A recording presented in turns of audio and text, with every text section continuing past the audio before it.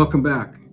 Today I wanted to pass along a tip on staining sun-bleached shed antlers.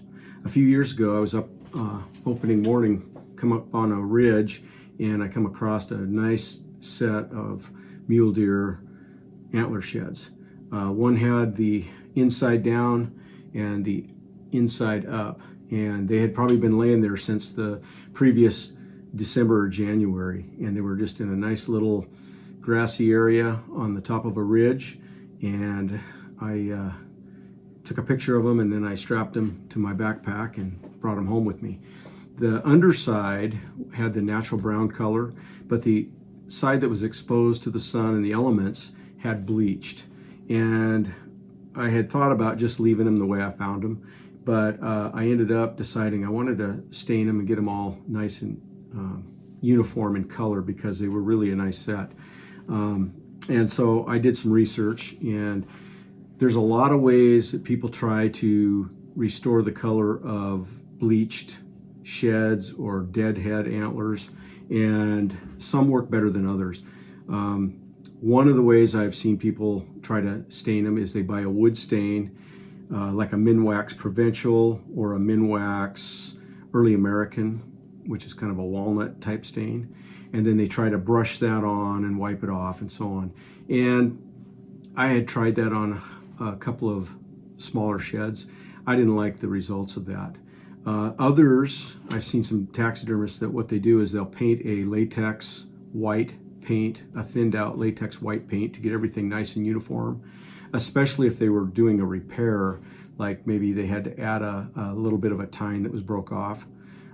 They would repair that, and then they would whitewash everything with a thin latex paint, and then they would go over it with some kind of a stain, like I mentioned.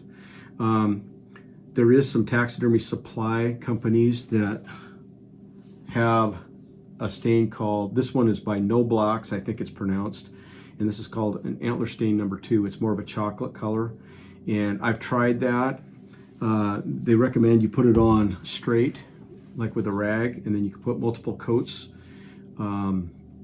if necessary. If you've done a repair, then they recommend that latex paint, and then they stain over the top of the paint. Again, I didn't care for the results of that, in that I think it's like alcohol based, and so anytime your shed, if it was finished in that or stained in that, comes across water, spilt coffee, whatever it might be, it will smudge or remove that stain. And so I've never been a real fan of that.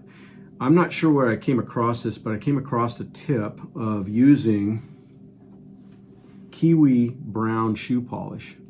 And that is the thing that I have found to be the most lifelike, or the most realistic. And so that set of sheds that I found on that ridge top opening morning that year are right here. So they're pretty nice set, nice 4-point. It does have a little broken tine on here. And one was face down, one was faced up. And so I brought them home, and then after doing a bunch of research, I went ahead and I have restained these so that they look like they're natural brown. And I want to show you that process. A couple of years ago, my son Andrew killed a 3-point, and when we were packing out at the end of the day, just before dark, we were coming down a very steep ridge, and I ran across this shed. And again, same situation. It was laying, and one side was exposed to the elements, and therefore it was bleached out. The other side had the natural brown color to it. And so I brought that home, and I have brought that up back to its original color. So what do you use for doing this? I have a little 4-point shed here that we found, and this one's bleached out. It's actually got even a few cracks in it and some rodent teeth marks on it. So this is not a prime candidate, but I thought I'd show you the process anyway, using this kiwi brown stain. So I'm just getting a little paper towel here, and I'm going to apply it with that. You might want to first, if you run across any of your sheds, kind of clean it off with like a little wire brush or toothbrush, especially down around the burr if it's got any dirt and so on it. Once that's cleaned, then I'm going to use, I just use an old paper towel here. You can use a rag, whatever. I'm not going to do the whole thing because it does take a little bit of time, but I do want to show you kind of the process. So you load up that paper towel and then you proceed to put this on. And I found myself, if it's a really dry antler, really like this one's really dried out and cracking and so on, you might want to repair the cracks before you do it. But it starts to restore some of the brown, natural brown looking color. And on a really dried out one coat is more than enough. On one that's a little bit fresher, you might need 2 or 3 coats. And I usually wait about 24 hours between coats. So I'm going to go ahead and put this on, and then I'll come back and kind of show you what it looks like.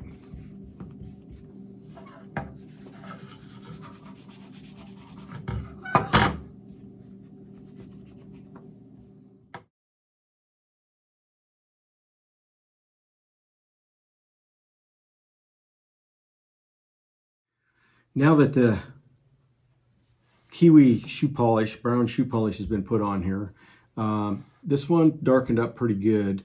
It's a little bit more dark than I typically like. And so what I usually do then is after this sits for a while, I usually like them to sit overnight.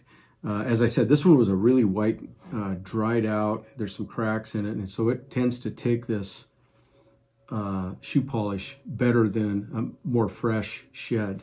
But then I have my little wire brush here. It's just a brass wire brush. I'll just wipe it all down with the brass brush and kind of even some of this out a bit. I go over everything with it. And then I've got some steel wool. So I'll wipe this down again. And then again, I like to let this sit at least overnight for 24 hours. And then I'll have some 4/0 steel wool I'll go over it with, just to kind of blend colors and so on.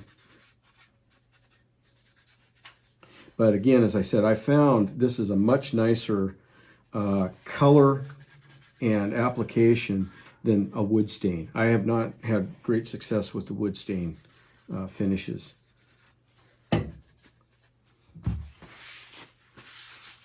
Wipe that down. And then I've got a pair of, a little piece of sheep shearling here.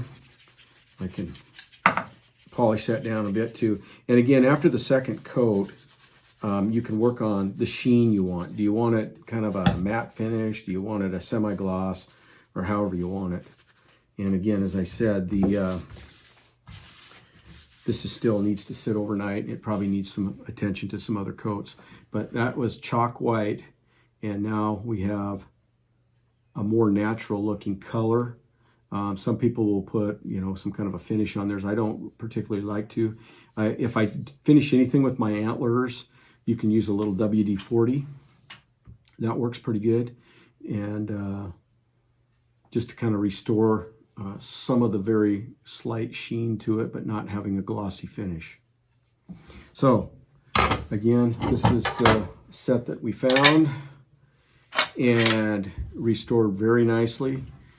So you might want to try that. Might be a nice tip for you to try.